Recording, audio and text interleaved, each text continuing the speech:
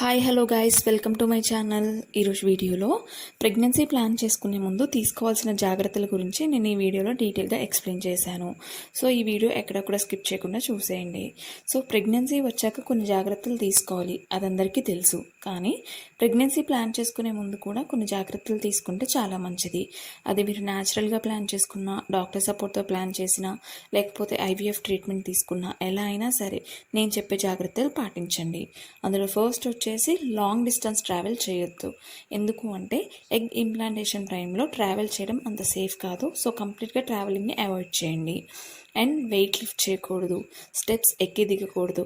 అంటే నార్మల్గా ఎక్కి దిగొచ్చు, కొంతమంది ఫాస్ట్గా ఎక్కి దిగుతూ ఉంటారు కదా, సో అలా చేయకూడదు. అండ్ బయట ఫుడ్, స్పైసీ ఫుడ్ అస్సలు తినకూడదు. మంచి ప్రోటీన్ ఉన్న ఫుడ్ తీసుకోండి. అండ్ ఇవన్నీ ఎంత ఇంపార్టెంటో ఇప్పుడు నేను చెప్పేది కూడా అంతే ఇంపార్టెంట్. అదేంటి అంటే టెన్షన్ ఫ్రీగా ఉండండి. కొంతమంది ఏంటంటే ప్రతి చిన్నదానికి ఎక్కువ టెన్షన్ పడిపోతూ ఉంటారు.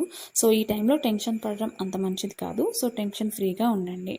అండ్ వైఫ్ అండ్ హస్బెండ్ కలవడం కూడా అంతే ఇంపార్టెంట్ అండి.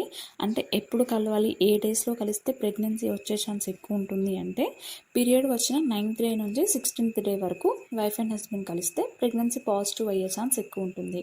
అండ్ ఆ డేస్లో మిడ్ నైట్ కానీ ఎర్లీ మార్నింగ్ కానీ కలిస్తే ఆ టైంలో ఏంటంటే స్పర్మ్స్ ఎక్కువ యాక్టివ్గా ఉంటాయి అన్నమాట. సో 9 to 16 డేస్ వరకు మిడ్ నైట్ కానీ ఎర్లీ మార్నింగ్ కానీ వైఫ్ అండ్ హస్బెండ్ కలిస్తే ఆ టైంలో ప్రెగ్నెన్సీ వచ్చే ఛాన్స్ ఎక్కువగా ఉంటుంది.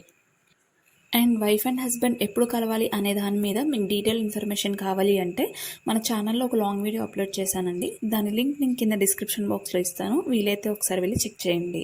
సో ప్రెగ్నెన్సీ ప్లాన్ చేసుకునే ముందు నేను చెప్పిన టిప్స్ అన్ని పాటించండి. ప్రెగ్నెన్సీ పాజిటివ్ అయ్యే ఛాన్స్ ఎక్కువ ఉంటుంది.